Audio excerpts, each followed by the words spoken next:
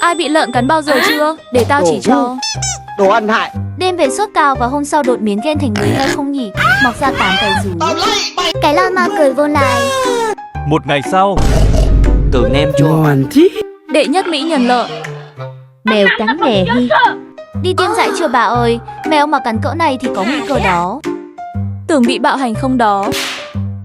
Sau khi bị Ngọc Hoàng Đại để giáng xuống trần, tôi chọc heo để lấy lại sức mạnh rồi đi thỉnh kinh.